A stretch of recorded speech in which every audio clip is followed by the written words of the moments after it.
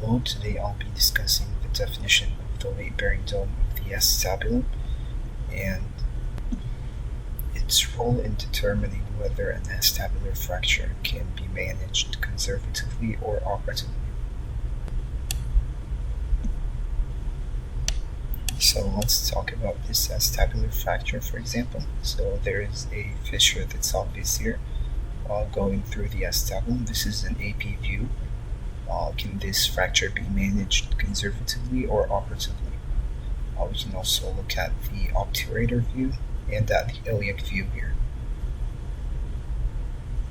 So once we finish talking about this theory, hopefully you'll be able to determine if this fracture can be managed conservatively or operatively. So ever since the description of acetabular fractures, and orthopedic surgeons have been conducting trials to try and find a way to help determine if a certain acetabular fracture needs operative treatment or can be managed conservatively. One of these theories was the weight-bearing dome of the acetabulum that was presented at first by Mata et al. In 1986, where he presented the term of the weight-bearing dome. So this is similar to the columns that help support a building. If we look at these columns and domes here in this building, for example, if this building was broken at this part away from the column, this isn't really a weight-bearing part, so the stability of the building would still stand. On the other hand, if we started breaking the columns that support the building, then the stability would be compromised. And it's pretty similar in the acetabulum, biomechanically, once we look at it. So Mata, in his theory, he postulated that the decision on whether to operate or not is based on the location of the fracture relative to the weight-bearing dome.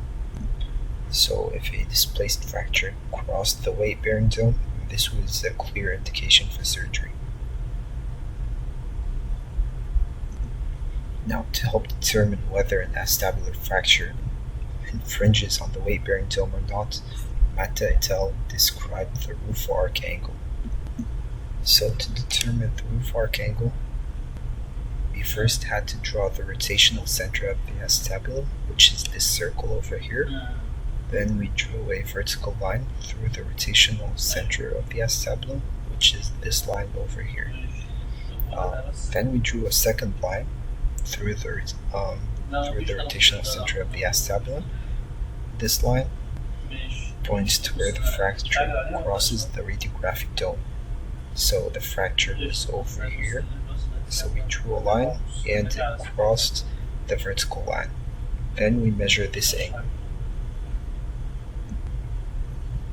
Mata et al. Described that the angle should be less than 45 degrees to determine if it crosses the weight-bearing dome or not. This is in the AP view and both oblique views.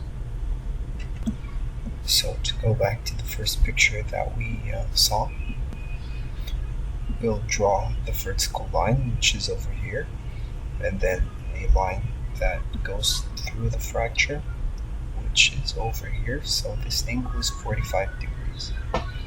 Now, we have to see the other two oblique views. So in the obturator view, it's 55 degrees, and in the iliac view, it's 65 degrees. So it's more than 45 degrees, and hence it's not correct in the weight-bearing dome of the acetabulum, as it should be less than 45 degrees.